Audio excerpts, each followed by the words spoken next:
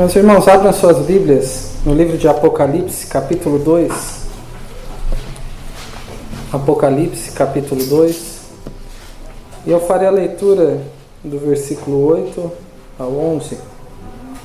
Diz assim: Ao anjo da igreja em Esmirna escreve: Estas coisas diz o primeiro e o último, que esteve morto e tornou a viver. Conheço a tua tribulação, a tua pobreza, mas tu és rico, e a blasfêmia dos que a si mesmos se declaram judeus e não são, sendo antes sinagoga de Satanás. Não temas as coisas que tens de sofrer. Eis que o diabo está para lançar em prisão alguns dentre vós, para ser dispostos à prova. E tereis tribulação de 10 dias. Sê fiel até a morte, e dar-te-ei a coroa da vida. Quem tem ouvidos, ouça o que o Espírito diz às igrejas. O vencedor de nenhum modo sofrerá dano da segunda morte.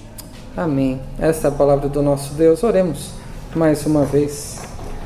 Obrigado, Senhor, pela oportunidade e privilégio de cultuarmos a Ti nessa noite de domingo, dia do Senhor. Obrigado porque podemos, nesta hora, abrirmos a Tua palavra para que, através da exposição, da meditação, o Senhor ouvir o Senhor falar conosco, aos nossos corações. Para isso, rogamos que o Senhor seja propício a nós, pecadores. Que o Senhor nos ilumine, assim como inspirou João a escrever este livro tão precioso que nos dá esperança e nos conforta no mundo em que nós vivemos. Portanto, abra os nossos ouvidos, nós rogamos, para que ouçamos com clareza a sua voz. Abra os nossos olhos para que vejamos e contemplemos as maravilhas da tua lei. E prepara-nos o coração para que recebamos de um modo frutífero, operoso e transformador a tua palavra. É o que nós rogamos no nome do nosso Senhor e Salvador Jesus Cristo. Amém. Meus irmãos, essa é a segunda mensagem da série que intitulamos O que será de nós? E na última ocasião, há 2 semanas, chamamos a atenção que faltam poucas semanas para a organização da nossa congregação em igreja. Um momento muito aguardado, então, em certo sentido, uma boa ansiedade. Mas a verdade é que muitas vezes podemos ficar apreensivos em situações adversas. E se acontecer algum problema, algum imprevisto que nós não podemos prever, que não podemos nos preparar antecipadamente, como nós seremos sustentados agora, como os irmãos disseram lá na reunião dos lares na quarta-feira, andar com as próprias pernas? Incertezas e temores podem surgir. E questões semelhantes a estas também estavam presentes quando João recebeu essa mensagem do Senhor. Não sei como você se encontra nessa noite, neste momento da sua vida, que tipo de tribulações você tem passado, quais situações adversas você tem enfrentado, que tipo de imprevistos tem surgido no decorrer da sua vida, quais incertezas você tem. Quais motivos para temores você tem? Essas cartas nos respondem não aquilo que queremos ouvir, muito melhor e mais importante do que isso. Elas nos dizem aquilo que nós precisamos ouvir pela boca do nosso Senhor e Salvador Jesus Cristo, que através do seu Espírito inspirou João. Nós sabemos que não devemos estar somente nesse sentimento para a organização da congregação em igreja. Durante toda a nossa trajetória nessa vida, nós enfrentaremos tribulações, passaremos por privações, dificuldades, perseguições, problemas e mais problemas, incertezas, e temeremos muitas coisas. Então, mais do que nos preparar para a organização da igreja, isso também é para o dia do retorno de Cristo, quando estaremos com Ele, quando Ele vier na glória do seu Pai. João, ele estava padecendo disso também. Nós falamos a respeito disso nos referindo ao versículo 9 do capítulo 1. Ele que se identificou com aqueles irmãos como companheiro e irmão, e se identificou dizendo: eu sou companheiro de vocês na tribulação, no reino e perseverança. Ele estava exilado, preso na ilha de Patmos. E ele diz o motivo: por causa da palavra de Deus e do testemunho de Jesus.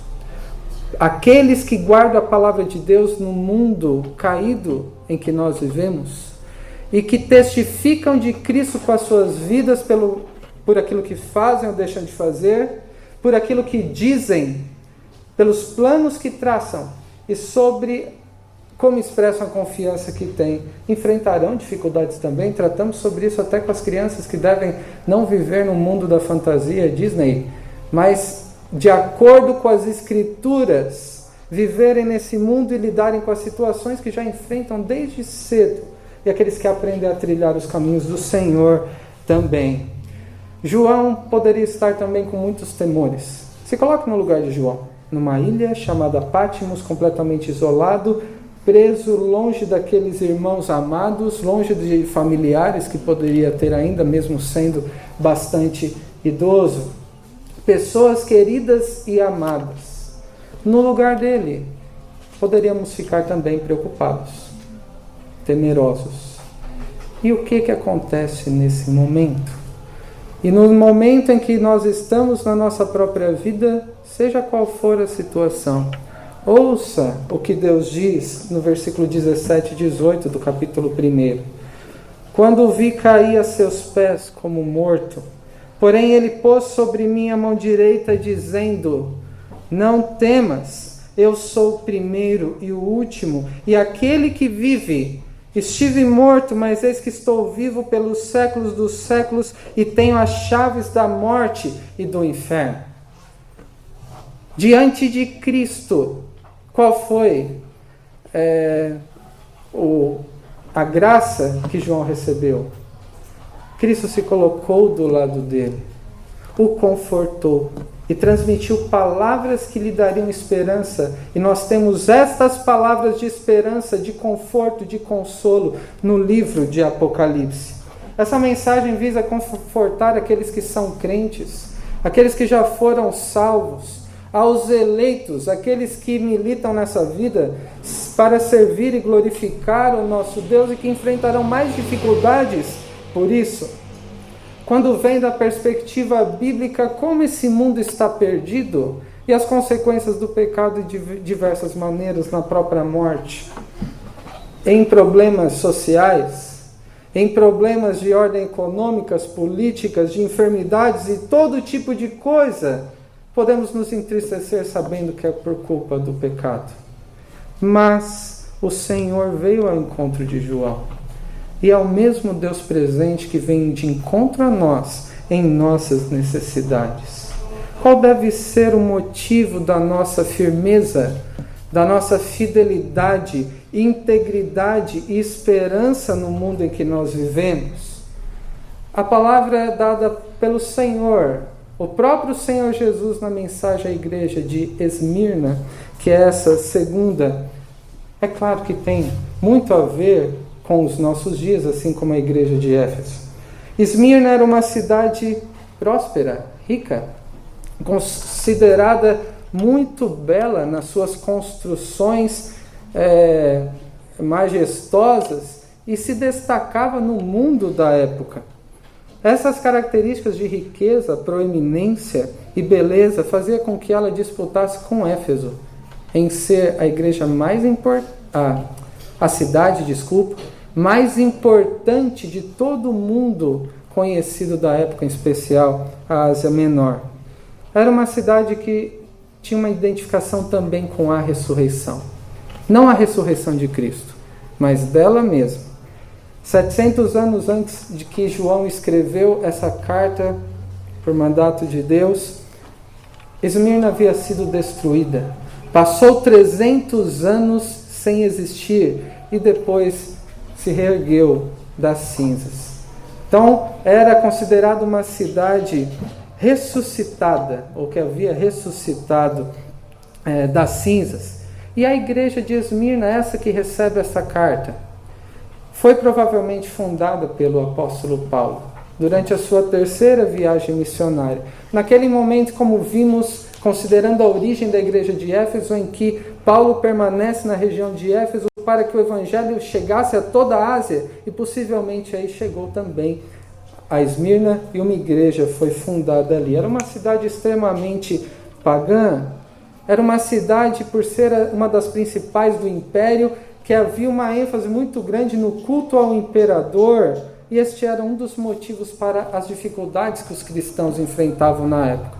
Os crentes eram severamente perseguidos, chegando ao ponto de serem mortos por serem crentes, por amor a Cristo, por serem parte da família de Deus. E é neste contexto de uma cidade rica e próspera que adorava o imperador e tinha muitas dificuldades em relação aos cristãos, que nós vemos o versículo 8 do capítulo 2. Estas coisas diz o primeiro e último, aquele que esteve morto e que tornou a viver. A maneira como Cristo revela a si mesmo é especial para cada igreja. Se os irmãos perceberam, quando falamos a respeito de Éfeso, Cristo é apresentado, veja, no versículo 1 do capítulo 2. Estas coisas diz aquele que conserva na mão direita as 7 estrelas e que anda no meio dos 7 candeeiros de ouro. E depois a igreja de Éfeso é identificada como um candeeiro que deveria resplandecer no mundo onde foi colocada, pelo que recebeu, pelo ensino da palavra de Deus, de líderes importantes do contexto da época.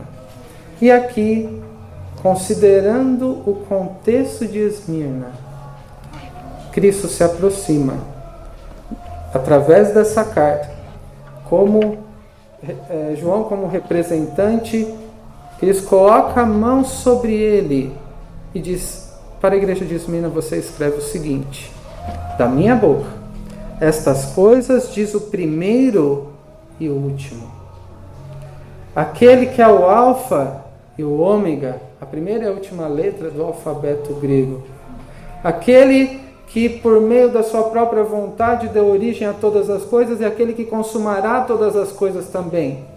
E não somente isso, não é somente aquele que tem o controle de todas as coisas do início ao fim pelo seu governo, soberano sobre todas as coisas, mas é também aquele que esteve morto e que tornou a viver. Este foi o Cristo revelado de uma maneira de acordo com a situação em que a igreja de Esmirna estava vivendo.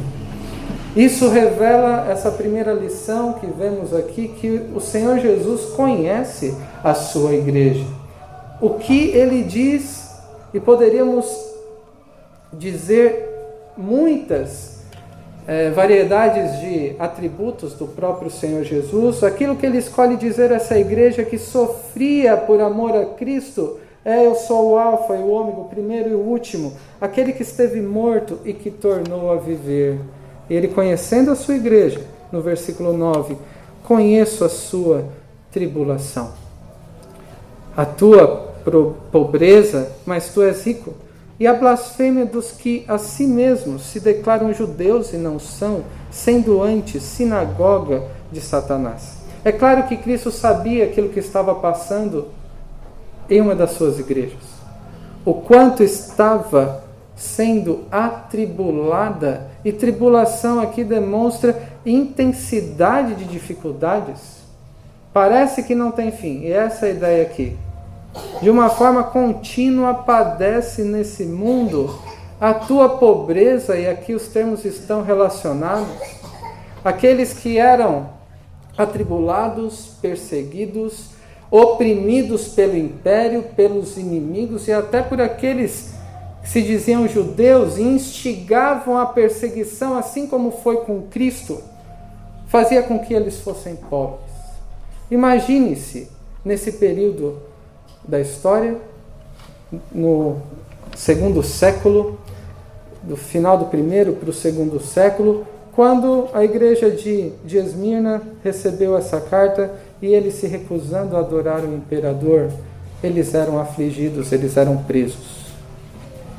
Presos muitas vezes para serem mortos. Presos muitas vezes para passarem até a idade mais avançada, como João, em cadeias. Tiravam os bens deles. Se perdesse o emprego, sendo um cristão, não conseguiriam outro. Isso faria com que eles passassem necessidades materiais. Esse é o sentido de pobreza. É aqueles que dependem de outros para a sobrevivência. É esse o sentido de pobreza que está aqui. Jesus está dizendo: eu conheço como vocês têm sido atribulados, como vocês têm sofrido de uma forma contínua e intensa. Eu sei que vocês são pobres por causa das perseguições, mas não se esqueça que vocês são ricos. Ainda que não tivessem nada a oferecer em termos materiais, eles tinham o bem mais precioso que existe. Eram portadores do Evangelho da glória do Deus bendito. Eles tinham a vida em Cristo, vida eterna, e não há bens no mundo que poderia comprar. Por isso, ao mesmo tempo que eram pobres nessa vida, eram também ricos. E Cristo também sabia da blasfêmia dos que a si mesmos se declaravam judeus e não eram, sendo antes sinagoga de Satanás, aqueles que, sendo judeus, querendo preservar o judaísmo, combatiam o que eles consideravam ser uma seita diabólica, que era o cristianismo. Mas Cristo está dizendo: eles estão blasfemando, mais do que fazer mal a vocês. Eles não estão falando da parte de Deus, estão blasfemando contra Deus. E na sinagoga, ao invés de falar a respeito das Escrituras, estão sendo sinagoga de Satanás, estão espalhando mentiras que atingiam principalmente ao Senhor Jesus, porque quem persegue a igreja, quem persegue os cristãos, está perseguindo o próprio Senhor Jesus e receberá punição por esses pecados. Jesus diz: eu conheço a sua tribulação. Jesus se identifica porque Jesus ele foi atribulado. Jesus viveu em pobreza, mas usufruía das riquezas da presença e da comunhão com seu Pai. Também em relação a Cristo, ele foi blasfemado, ele foi perseguido, ele foi morto como maldito na cruz do Calvário. Cristo estava se identificando então com os sofrimentos que essa igreja estava passando. E nós vemos como Deus ele se identifica com o seu povo desde o Antigo Testamento. Quando em Daniel 3 nós lemos que os amigos de Daniel, sendo instigados ou ordenados a adorar aquela imagem de Nabucodonosor, eles se recusaram. E qual seria a consequência? Seriam lançados para a fornalha de fogo ardente. E eles demonstraram uma fidelidade, uma integridade de vida, que eles disseram: eu posso morrer, mas eu não vou cometer o pecado da idolatria. Eu só tenho um único Deus, eu amo meu Deus, e eu não vou me curvar à imagem ou me submeter a um decreto que faça eu pecar contra o meu Deus. E nós vemos como Deus se identificava com os seus desde o passado, e esse é só um dos exemplos. Quando Nabucodonosor dá um salto do seu trono, e olhando, ele não acredita no que está vendo. Não eram 3 homens que lançamos na fornalha? Porque vemos o quarto e com uma aparência divina. O próprio Deus se fez presente em meio à fornalha, ainda que não tivesse garantia de que eles seriam libertos. E muitos irmãos no decorrer da história não foram libertos, morreram por amor a Cristo. Assim como nós não seremos libertos de todas as tribulações, às vezes temos essa expectativa, ou da pobreza, ou da calúnia, de falarem mal de nós. Mas nós sabemos que temos um Deus, um Salvador que se identifica conosco e se faz presente com os seus em meio ao sofrimento, porque Ele também sofreu. Até em meio à morte, porque Ele também morreu por amor de nós. Cristo, Ele está reconhecendo o sofrimento daquela igreja, que era muito perseguida. Mas ele passa a demonstrar qual era a exigência dele. E Deus nunca exige de nós mais do que ele se dispôs a oferecer a nós. Deus nunca exigirá do seu sofrimento e tribulação mais do que ele se dispôs a oferecer a nós, especialmente na pessoa e na obra do seu Filho, nosso Senhor e Salvador, Jesus Cristo. Em segundo lugar, nós vemos que Jesus tem palavras à sua igreja. E os irmãos talvez tenham melhor memória, o que anotaram.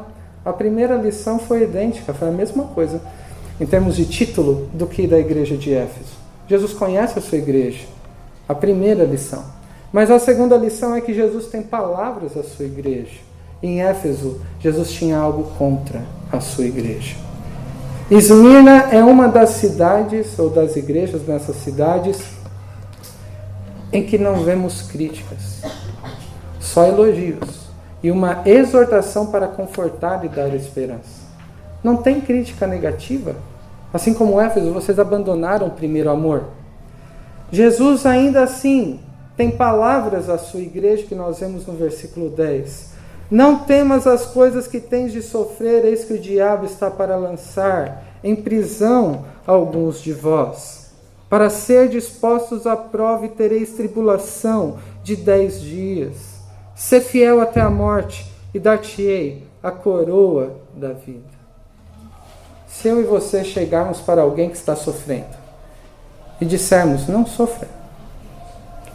Se nos aproximarmos de alguém que está com medo e dissermos, não tenha medo. Se nos aproximarmos de alguém que está sem esperança e dissermos, tenha esperança. Isso partindo de nós não terá o valor que vemos nessas palavras de Cristo à igreja de Esmirna. Porque aquele que está falando é o que tem a igreja nas suas mãos. É aquele que morreu pela sua igreja e que ressuscitou para salvar a igreja. É aquele que é o primeiro e que é o último. E do início ao fim ele tem o total domínio sobre todas as coisas. Vindo da boca de Cristo, essas palavras têm um significado precioso. Tem um significado que dá esperança aos crentes no mundo que jaz no maligno que nós vivemos. E as palavras de Cristo vocês têm motivo para ter medo, mas não precisam temer.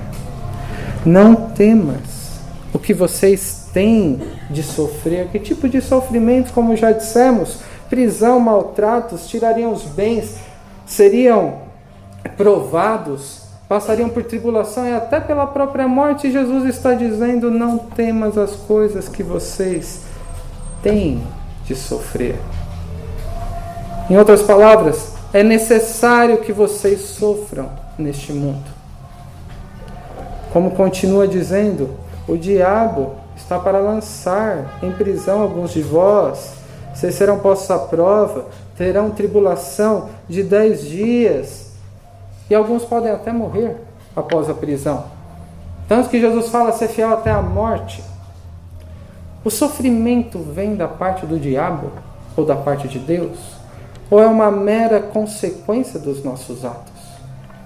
É claro que em última instância encontramos os motivos da nossa tristeza, do mal neste mundo, das tribulações no próprio pecado.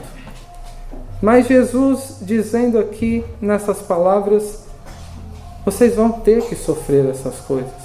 É necessário que passem por isso. E o diabo está para lançar em prisão. Como Jesus sabia disso? Que o diabo estava para lançar em prisão alguns deles. Ele sabia porque ele é o que governa todas as coisas. E assim como foi com Jó, Deus permitiu que o diabo tirasse tudo que ele tinha, menos sua vida. Jesus permitiu que a igreja de Esmirna sofresse nesse período da história de uma forma muito rigorosa. Que eles fossem tratados com hostilidade, com violência. Como Deus pode permitir que seus filhos sofram neste mundo?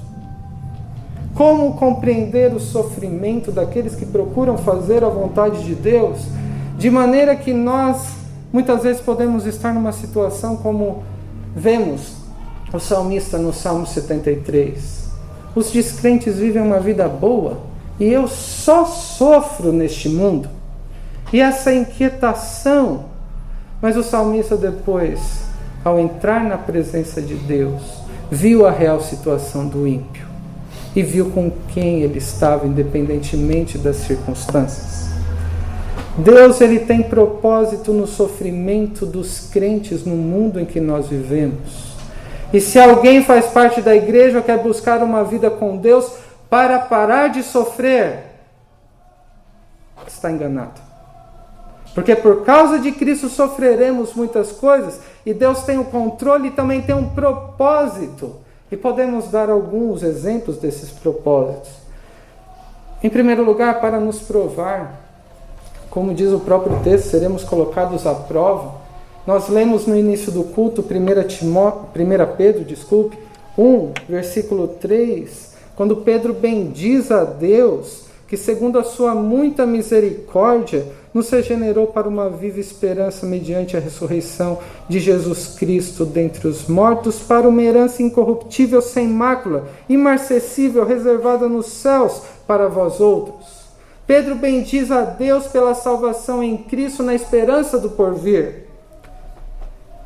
E ele continua, para nós, que somos guardados pelo poder de Deus, pela fé para a salvação, preparada para revelar-se no último tempo, no dia do encontro com Cristo. E é nisto, diz Pedro, que exultamos. Apesar das circunstâncias adversas, das tribulações, dos sofrimentos, das perseguições, o motivo, embora por breve tempo, se necessário, e era necessário que Esmirna passasse por isso, Pedro também fala sobre isso aos seus destinatários, que também somos nós. E podemos dizer, é necessário que padeçamos por muitas coisas nessa vida, sejamos atribulados, perseguidos, soframos por amor a Cristo, por breve tempo, contristados por várias provações, para que, uma vez confirmado o valor da vossa fé, muito mais preciosa do que ouro perecível, mesmo apurado pelo fogo, redunde em louvor e glória e honra na revelação de Jesus Cristo. Deus nos prova como algo precioso que pertence a Ele, para que Ele seja visto através do brilho que reflita através de nós, da sua luz e da sua glória. O sofrimento do crente revela não murmuração, mas a partir dessa exultação revela quem é Deus e como Cristo sofreu no nosso lugar, e é por isso que eu posso exultar, eu posso estar alegre, me considerar um bem-aventurado mesmo em meio às circunstâncias adversas. Então, em primeiro lugar, Deus permite o sofrimento, as tribulações, para nos provar, para nos aperfeiçoar. Em segundo lugar, muitas vezes, Deus permitiu que os seus servos sofressem, para que Ele se fizesse conhecido por mais pessoas. Em outras palavras, Ele permite o sofrimento do crente para que outros que não o conhecem possam conhecê-lo através daqueles que sofrem diversos tipos de dificuldades. Um dos exemplos mais claros que nós vemos no início do Novo Testamento, no livro de Atos, é no martírio de Estevão. Estamos falando de alguém perseguido, alguém que foi atribulado e que foi morto por amor a Cristo. E após a sua morte, e naquele momento Saulo estava ali do lado, comemorando e consentindo com aquela morte. Nós vemos Lucas registrar, no início do capítulo 8 de Atos, que naquele dia da morte de Estevão, quando um crente sofre, é atribulado e perseguido, levantou-se grande perseguição contra a igreja em Jerusalém. E todos, exceto os apóstolos, foram dispersos pelas regiões da Judéia e Samaria. Então Deus permitiu o sofrimento da igreja em Jerusalém, para que eles, fugindo da perseguição, se espalhassem pelo mundo conhecido, o evangelho chegasse a outras regiões e Deus pudesse salvar pecadores. Foi uma das maneiras como Deus fez o evangelho chegar até nós. gentios. Através do que ele faria, através de seus servos que eram perseguidos, Paulo escreveu da prisão, sendo perseguido, e quantos já foram convertidos com seus escritos. Em terceiro e último lugar, nós devemos considerar ter essa segurança e descansar na verdade de que todas as coisas cooperam para o nosso bem. Ainda que nós não entendamos o sofrimento, saber que todas as coisas cooperam para o nosso bem. Abra sua Bíblia em Romanos 8. Eu quero ler alguns versículos que já cantamos, mas, à medida da exposição, que os irmãos acompanharem com a leitura, compreenderão melhor como todas as coisas cooperam para o nosso bem. Romanos 8, versículo 28 e 29 dizem assim: sabemos que todas as coisas cooperam para o bem daqueles que amam a Deus, daqueles que são chamados segundo o seu propósito. Porquanto, aos que de antemão conheceu, também os predestinou para serem conformes à imagem de seu Filho, a fim de que ele seja o primogênito entre muitos irmãos. Todas as coisas, o sofrimento, a tribulação, cooperam para que sejamos mais parecidos com o nosso Senhor Jesus. Nós somos provados, moldados de acordo com o caráter daquele que também sofreu todas essas coisas, o nosso Senhor. E Paulo continua dizendo no versículo 31, que diremos, pois, à vista dessas coisas? O que será de nós? Que importa o que aconteça, mesmo o sofrimento, se Deus é por nós, quem será contra nós? Aquele que não poupou o seu próprio Filho, antes por todos nós o entregou, porventura não nos dará graciosamente com ele todas as coisas? Quem tentará acusação contra os eleitos de Deus? É Deus quem os justifica. Quem os condenará é Cristo Jesus, quem morreu ou antes, quem ressuscitou, o qual está à direita de Deus e também intercede por nós. Quem nos separará do amor de Cristo? Será tribulação, ou angústia, ou perseguição, ou fome, ou nudez, ou perigo, ou espada? Como está escrito: por amor de ti somos entregues à morte. O dia todos fomos considerados como ovelhas para o matadouro. Em todas essas coisas, porém, somos ricos. Somos mais que vencedores por meio daquele que nos amou. Porque eu estou bem certo de que nem a morte, nem a vida, nem os anjos, nem os principados, nem as coisas do presente, nem do porvir, nem os poderes, nem a altura, nem a profundidade, nem qualquer outra criatura poderá separar-nos do amor de Deus, que está em Cristo Jesus, nosso Senhor. Por isso que seremos expostos a dificuldades neste mundo, ainda que seja por 10 dias. Isso não quer dizer que depois da semana que vem tudo irá melhorar. Quer dizer que nos dias em que nós vivemos, que representa o número 10, que é o tempo mau, vivemos num mundo que jaz no maligno, num tempo mau, e até o dia do retorno de Cristo será necessário sermos expostos a muitas dificuldades. Mas qual deve ser então a esperança do crente? Deve ser que nada irá nos separar do amor de Deus que está em Cristo Jesus, nosso Senhor. E mesmo que sejamos pobres e atribulados, somos ricos, porque somos mais que vencedores naquele que nos amou. Voltando ao Apocalipse, quais são as palavras de Cristo, além de que será necessário sofrer por um tempo? Será necessário enfrentarmos dificuldades pelo propósito que Deus tem nas nossas vidas e como sua igreja neste mundo. As palavras de Cristo ser fiel até a morte, e dar-te-ei a coroa, eu vou te dar a vida e vida eterna. Não devemos exigir de Deus a ausência de tribulação. Ele é o nosso Senhor, que exige de nós o quê? Fidelidade até a morte. E é mais do que enquanto vivemos. Significa ainda que sejamos colocados numa situação como irmãos nossos do passado e ainda no presente, em que para expressar a nossa fidelidade a Deus, custe a própria vida. E ainda que você morra Você vai receber uma coroa, Jesus está dizendo. Uma recompensa, que é a própria vida eterna. A promessa continua no versículo 11, que é uma exortação a ouvir as palavras de Cristo. Quem tem ouvidos, ouça o que o Espírito diz às igrejas. O vencedor, aquele que perseverar até o fim, que será salvo. Aquele que for fiel até a morte, que receberá a coroa da vida. O vencedor de nenhum modo sofrerá o dano da segunda morte. Ainda que morra neste mundo, não morrerá eternamente. Não irá para o inferno, para o lago de fogo e enxofre, mas terá vida e vida com Deus. Enquanto outros, ainda que não se submetam a Cristo e abracem o mundo e que não sofram dificuldades, herdarão a morte eterna se não se arrependerem. Mas ao crente, as palavras ser fiel até a morte, dar-te a coroa da vida, de modo algum sofrerá o dano da segunda morte, porque já tem vida eterna. Para concluir, meus irmãos, eu quero dar um exemplo de alguém da igreja de Esmirna, que vemos no decorrer da história.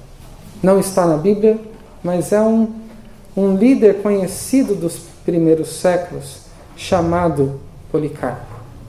Policarpo de Esmirna provavelmente recebeu essa carta, junto com o livro de Apocalipse, daquele que foi o seu líder, que foi o apóstolo João. O apóstolo João teve um discípulo chamado Policarpo. E Policarpo foi bispo de Esmirna, provavelmente ordenado pelo próprio apóstolo João.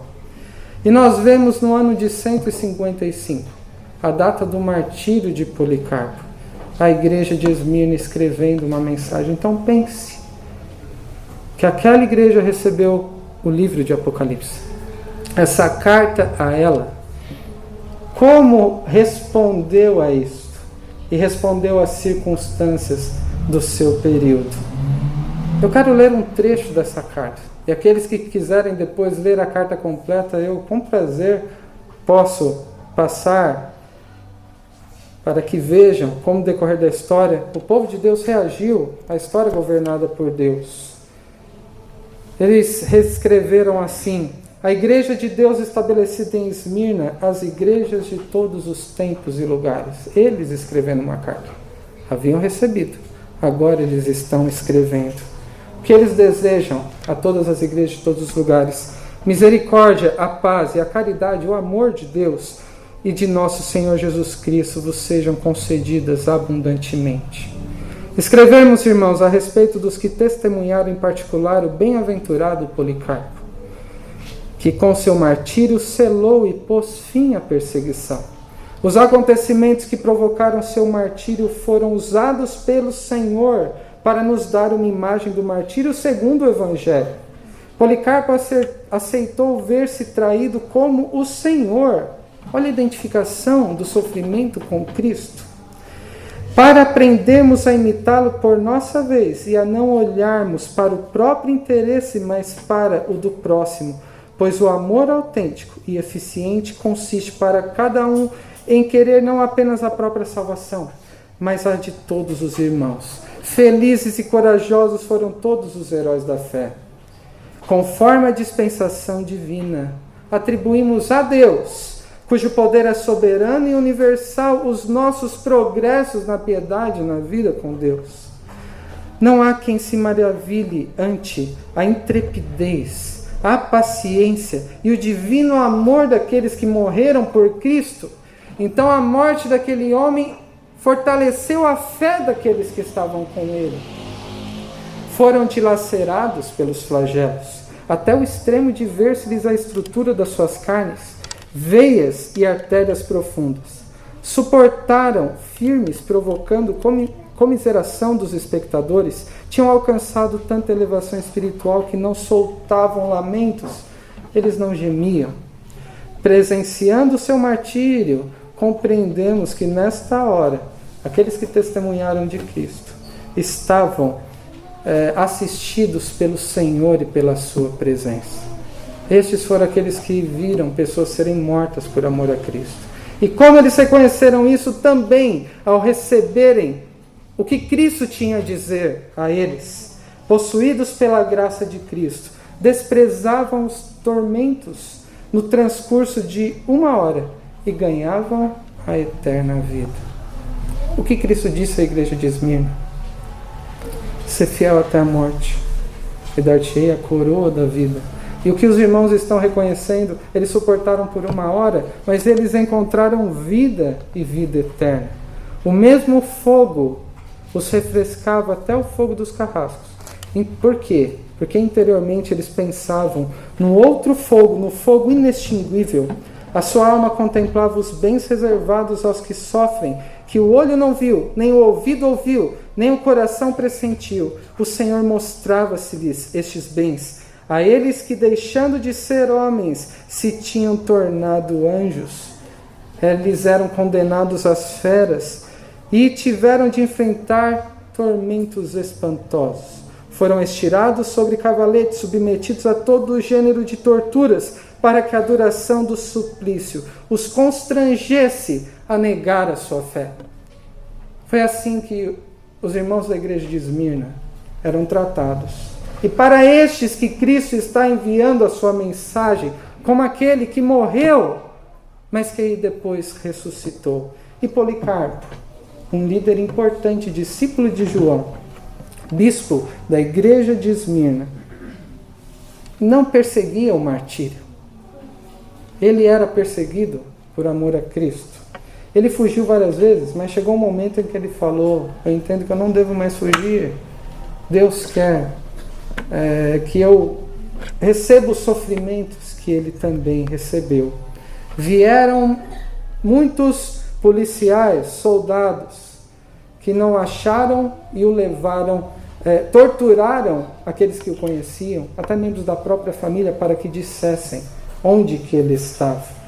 E Policarpo, então, recebeu estes homens na sua casa quando foi encontrado, e tendo-os recebido, deu alimento, conversou com eles, deu bebida também, matou a sede deles, e a idade dele nos registraram os nossos irmãos do passado. E a sua calma deixaram estes homens admirados. Como poderiam ter mandado prender um homem tão generoso, bondoso, mesmo em meio às dificuldades? Ele pediu somente uma coisa como recompensa: permita-me que eu ore antes de irmos para o estádio onde ele sabia que seria morto. 1 hora para orar. Ele fez como os pastores prevêem um tempo e orou um pouquinho a mais. Policarpo pediu 1 hora e orou mais de 2 horas sem parar. E ele, no caminho, ele foi empurrado, maltratado, um idoso de 86 anos, e machucado foi a pé. E alguns soldados rindo daquele senhor. Quando ele chegou no estádio, já estou concluindo, o procônsul, o líder ali, no contexto onde ele estava, perguntou e o estimulou, o instigou a deixar a sua fé. E quais foram os argumentos? Homem, considera a sua idade, é só jurar por César. Lembrem-se, era o contexto de adoração ao imperador. E eu te insultarei, insulta Cristo. E qual foi a resposta de Policarpo? Há 86 anos, eu sirvo a Cristo e ele nunca me fez mal algum. Como eu blasfemaria contra meu rei e meu Salvador? E o procônsul insistiu, jura pela fortuna de César. E o Policarpo respondeu: você está muito enganado. Se espera que pelo gênio de César eu jure. Deixa eu te falar bem claramente. Eu sou um cristão. Que foi uma maneira de bater o martelo na sua sentença de morte. Se você quiser conhecer o ensino cristão, Policarpo ousadamente disse: me dê um dia que eu te exponho para que você conheça. No meio da arena, ele respondendo assim ao procônsul. E o procônsul, irritado: eu tenho feras ao meu dispor. Se você não se retratar, eu vou te entregar a elas. Policarpo disse, ordena. Quando nós cristãos morremos, não passamos de melhor para o pior, porque é nobre passar do mal desse mundo para a justiça. E o procônsul insistiu, se você não se retratar, mandarei que te queime na fogueira, já que desprezas as feras. Então disse Policarpo, ameaça-me com fogo que arde 1 hora e se apaga. Conheces tu o fogo da justiça vindoura? Sabes tu o castigo que devorará os ímpios? Não demores, sentencie o teu arbítrio. Essas foram as palavras de Policarpo em seguida. Ele foi queimado vivo. Mas foi uma maneira que Deus usou para fortalecer a igreja. Depois de eles terem recebido principalmente, mais que o testemunho de Policarpo, mas as palavras de Cristo através de João, aquela igreja, assim como o livro de Apocalipse. Meus irmãos, todo aquele que quiser viver piedosamente em Cristo Jesus será perseguido. E outros textos da palavra de Deus que dizem que passaremos por todo tipo de tribulação neste mundo. Jesus disse, eu conheço a tua tribulação. Ele diz isso a você também. Eu conheço a tua tribulação. Ele pode dizer, eu conheço a igreja de vocês e o que ele teria a dizer a nosso respeito.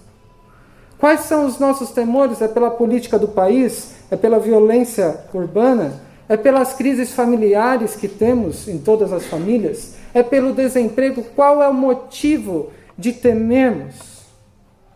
Ouça as palavras de Cristo nessa noite. Ser fiel até a morte, dar-te-ei a coroa da vida, ou como disse o apóstolo Paulo, porque tenho para mim que os sofrimentos do tempo presente não podem ser comparados com a glória a ser revelada em nós. E Cristo terminou dizendo à igreja de Esmirna, e terminaremos também, o vencedor de modo algum sofrerá o dano da segunda morte. Aqueles que se dispõem a serem identificados com Cristo, sendo discípulos do Senhor Jesus no seu sofrimento, serão também identificados com Ele na glória a ser revelada a nós quando Ele voltar. Um homem chamado missionário Jim Elliot diz, não é tolo aquele que abre mão do que não pode reter para ganhar o que não pode perder. O que significam essas palavras de Jim Elliot? Não é tolo aquele que abre mão do que não pode reter para ganhar o que não pode perder. Que é sábio viver, se dispondo ao sofrimento por amor a Cristo, não se apegando ao que a própria vida pode oferecer, ao que o mundo pode proporcionar, para receber graciosamente da parte de Cristo aquilo que é impossível que tirem de nós, que é a vida eterna. Que Deus abençoe. Amém.